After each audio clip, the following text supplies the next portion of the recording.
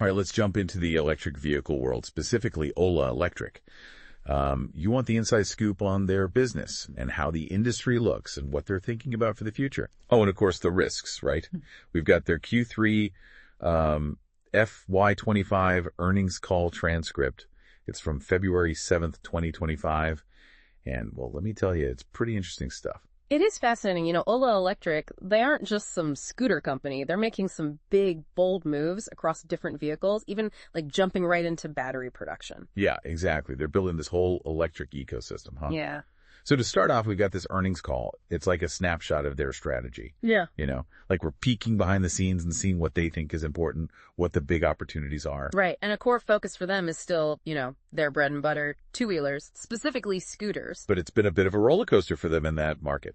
It has. They've had some really tough competition, and it actually caused their market share to drop during Q3 of FY25. Oh, really? Yeah. But wait, I thought they bounced back in January, got back to that top spot. They did, yeah. That comeback is probably because of a few strategic moves they made. One, they've been really aggressive about expanding their sales and service network. They're aiming for like 4,000 touch points all across India. Whoa, 4,000. That's like an Ola Electric store on every corner. It's a huge footprint, yeah. So that improved accessibility, you know, and the fact that they've cut down their service times so much, that's great for customers. Makes sense. If you can get your scooter fixed up quickly and easily, you're going to be a happy customer, for sure. But their strategy with the scooters, it gets even more interesting.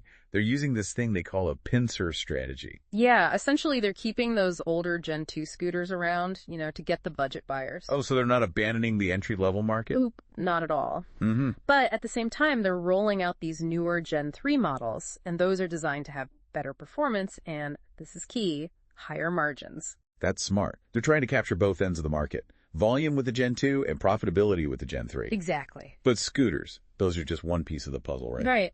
This past quarter, Ola Electric, they also launched their electric motorcycles. It was a big deal. Everyone was waiting for it. And they're not just testing the waters here. They are going all in on this segment. Right? They are. They see a massive opportunity in motorcycles. I mean, the motorcycle market in India, it's twice the size of the scooter market. Really? Yeah. Twice the size. Wow. That's a lot of potential customers. It is, and they think that EV adoption with motorcycles, it'll happen even faster than it did with the scooters. They say it's because there's already this existing awareness and they've got a head start on product development. So they're hitting the ground running with like a whole lineup of these electric motorcycles. Yeah, absolutely. Didn't they start with that Roadster X, the entry-level model? They did, yep. That's their first one out. And they've got these sportier mid-segment bikes coming later in the year. The Roadster, the Sportster, and the Arrowhead. And then they said they're releasing premium electric motorcycle models, too, by the end of the year. Or that's the play? Yep. Wow. They are really all in on motorcycles. But wait, there's more, right? They're also doing three-wheelers. Yes. Three-wheelers are coming, second half of this year. And those are going to be really important for their battery production plans. Because, you know, they need bigger batteries. Okay, so we've got scooters, we've got motorcycles, and we've got three-wheelers. But here's where it gets really interesting, right? Ola Electric, they're not satisfied with just putting together vehicles. They're going all in on battery production. Right. They're building this massive gigafactory to actually make their own battery cells. It's a pretty big move. Could give them a real edge over the competition. Hold on, gigafactory. What exactly does that mean? A gigafactory. It's basically this gigantic battery production facility. Just picture a huge factory churning out these battery cells.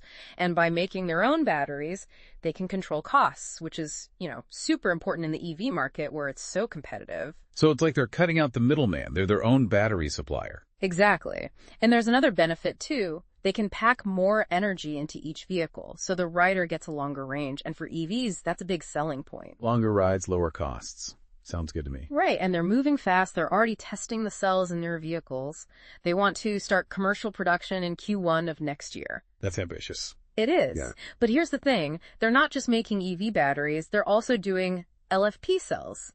And those can be used for other things, like large-scale battery storage. Wait, LFP cells, what are those? So LFP, that stands for lithium iron phosphate. It's a kind of battery chemistry, known for being safe and stable and lasting a long time. And they're getting really popular, especially for stuff like grid-scale energy storage. So they're not just targeting the EV market, they're getting into the energy storage market too. Exactly. It's like they're thinking 3 steps ahead, trying to stay on top of all these future trends. It's a pretty bold strategy, but with big moves come big risks, right? What kind of challenges does Ola Electric face in this, constantly changing EV market? Well, let's look at the industry overall first. So the EV scooter market right now, it's got a penetration rate of about 20%, and they're predicting it'll grow to 25-30% by the end of 2025. So steady growth, but not like a huge explosion. Right. And there might be a roadblock coming. The government subsidies for EVs, the FAME subsidies, they're going to be reduced. Wait, FAME subsidies. Can you explain that for us? Sure. So FAME stands for Faster Adoption and Manufacturing of Hybrid and Electric Vehicles in India. It's this government program that gives people money, basically, to encourage them to buy EVs. Oh, so it's like a boost for the EV market. Exactly.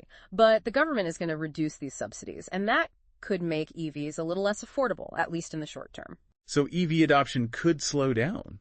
It could, yeah. Especially for people who are really sensitive to price changes. That's something Ola Electric will have to deal with. For sure. And as for electric motorcycles, that's a bit of a wild card. How so? Well, Ola Electric is really going for it. They think EV adoption for motorcycles will happen fast, faster than scooters. But is that a good bet? Will people actually switch to electric motorcycles that quickly? That's the big question, isn't it? And it's one of the biggest risks Ola Electric faces. So we'll just have to wait and see what happens with the motorcycle market. Yeah. But even if they do well with scooters and motorcycles, there are other challenges ahead. Right. These ambitious plans, they come with risks. One of the biggest is competition. The EV market, it's getting crowded, and all these companies are fighting hard for market share. A lot of them are even losing money just to stay in the game. So it's not just about making good products, it's about surviving too. Exactly. And there's also the issue of product quality.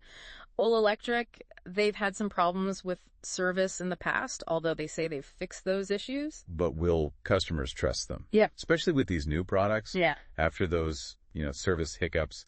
That's a good question. It is, yeah. And it's something Ola Electric needs to deal with head on if they want people to stick with them long term. So they've got competition breathing down their neck. Yeah. And these past service issues. What else is keeping them up at night? Well, the FAME subsidies being reduced, that's a real concern. It could really slow down how fast people are adopting EVs. And that makes it harder for Ola Electric to hit their sales goals, which are pretty ambitious. So yeah, that's definitely a potential storm cloud on the horizon. And what about all that vertical integration stuff they're doing, like building that gigafactory? There are a lot of challenges that come with that, right? Yeah, building a gigafactory from scratch, that's complicated. It takes a lot of money and a lot of effort. There could be delays, costs could go up, there could be technical problems. So yeah, there are a lot of risks there. There are. It's like they're playing a high-stakes game, huh? They've got this big vision, but there are a lot of obstacles in their way. That's true. But even with the risks, you have to admit, Ola Electric is a company to watch. They're pushing the limits of what's possible in the world of electric transportation, and what they do, it affects the whole industry. They're like a disruptor, a force for change. Yeah. It'll be interesting to see what happens with them over the next few years. Definitely. Okay, so let's shift gears a bit. Take a look at Ola Electric's, their financials. We'll dig into their revenue, their profitability, and what kind of impact those big investments they're making are having. All right, time to crunch some numbers, huh? So we're looking at their Q3 FY25 earnings. That's October to December of 2024. What stood out to you? Well, their revenue, it actually went down a little bit in Q3 compared to the previous quarter. Not exactly what you want to see, is it? What caused that? Probably a few different things. Remember that intense competition we were talking about? That can really put pressure on companies to lower prices or give discounts just to stay in the game. Right. Yeah, makes sense. But there's this weird thing.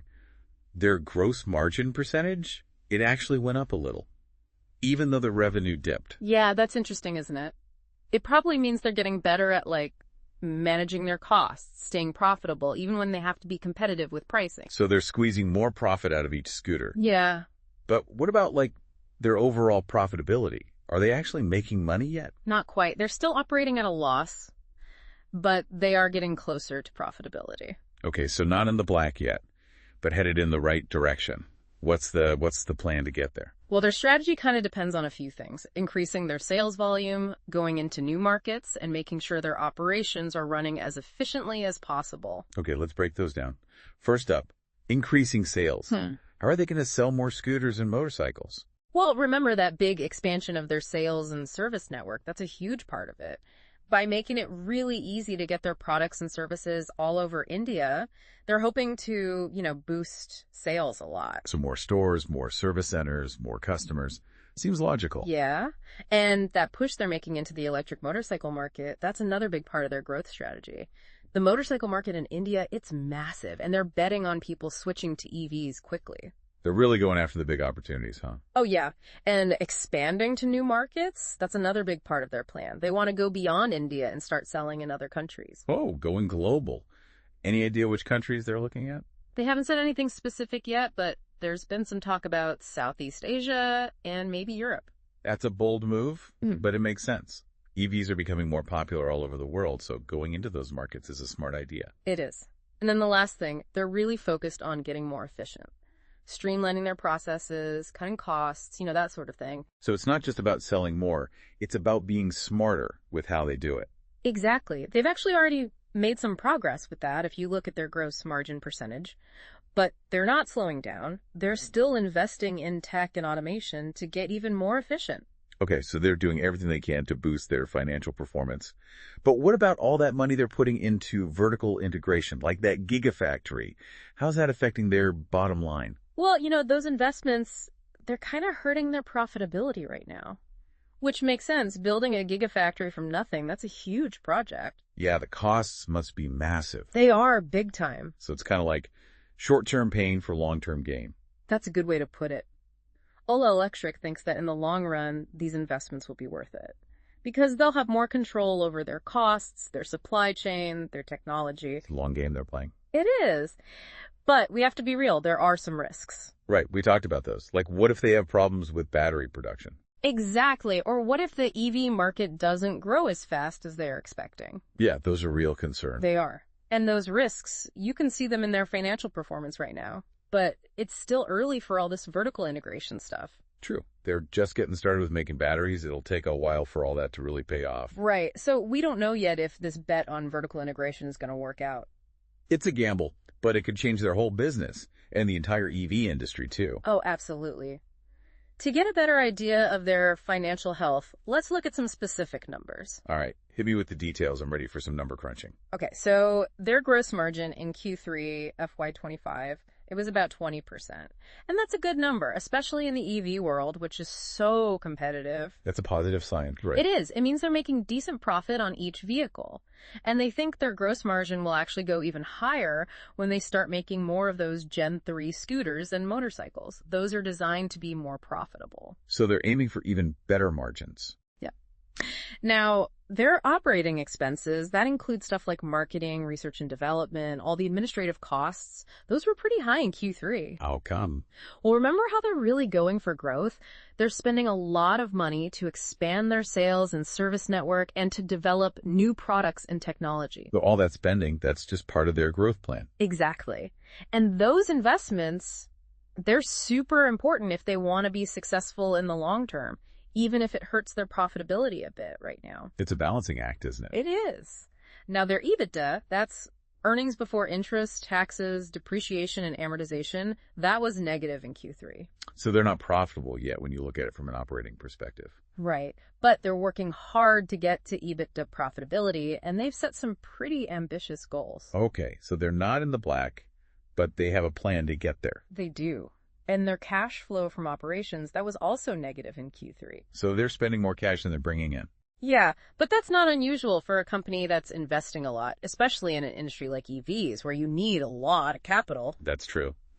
But it's definitely something to watch. Oh, for sure. So, all things considered, their financial performance in Q3 FY25, it was a mixed bag. They're getting closer to profitability, but they're still losing money. Those investments in growth, especially that vertical integration stuff, it's having an impact right now. But they're hoping those investments will pay off big time in the future. Exactly. It's a risky game, but it'll be interesting to see how it turns out. Wow, we've covered a lot, haven't we? Ola Electric's business segments, the whole industry outlook. Yeah. and even their financials. So now it's like zoom out, look at the big picture. It's kind of amazing how much they've done in such a short time, you know? They really shook up the scooter market in India, jumped right into motorcycles, and now they're doing three-wheelers, even making batteries. That's like a huge leap forward. And it's all driven by their ambition and their willingness to take risks and their like hunger for innovation. They're not afraid to like shake things up, that's for sure. But, you know, when you're a disruptor, there's always a lot of uncertainty. Oh, yeah, absolutely. There are a lot of unanswered questions about what's going to happen to them. Like, will that big bet on vertical integration pay off? Can they handle all the competition in the EV market? Will they reach those big profitability goals they set for themselves? We'll have to wait and see. Like a real cliffhanger, huh? It is, but no matter what happens, you can't deny that Ola Electric is a force to be reckoned with. They're pushing the boundaries in electric mobility, and what they do, it affects the whole industry. Yeah, they're inspiring other companies to like step up their game, be more innovative, and move faster toward a, you know, more sustainable future. And they're raising the bar for what customers can expect from EVs. So why does all this matter to our listeners? Well, think about it. If Ola Electric succeeds or fails, that could have a big impact on whether people adopt electric vehicles or not just in India, but all over the world. If they do well, it could really speed up the move away from gas-powered cars. And that would mean cleaner air, less carbon emissions, and a transportation system that's, you know, better for everyone, more sustainable. That's definitely a future worth fighting for. Right. But if they struggle, it could slow down the whole EV revolution. And that would make it a lot harder to reach those environmental goals, which are really important. So it's not just about making and selling cars. It's about changing the whole future of transportation. Exactly. And their story's not over yet. There's still a lot to come. In those future chapters, they'll definitely be full of challenges and opportunities and probably some surprises along the way. Oh, for sure. It's a story that'll keep unfolding. But before we wrap up, there's one last thought I want to leave our listeners with. It's something that's been kind of like simmering under the surface of our conversation. I'm listening. Ola Electric's journey, it makes you think about this really fundamental question about the future of transportation. Who's actually going to be in control? That's a big question. It has a lot of implications. Yeah. Will it be the big established car companies with all their experience and resources? Or will it be these disruptors, these newcomers like Ola Electric, who, you know, aren't stuck in the old ways of thinking and have this big, bold vision? It's a real battle for power in an industry that's changing so fast. Yeah. And whoever wins, it's going to affect all of us. So as you watch Ola Electric and see what happens with the whole EV revolution, keep that question in mind. Who's going to shape the future of transportation? It's definitely something to think about. Thanks for joining us on this deep dive into Ola Electric and, the future of electric vehicles. We hope it was informative and insightful and maybe even got you thinking a little bit. Until next time, keep exploring, keep learning, and keep diving deep.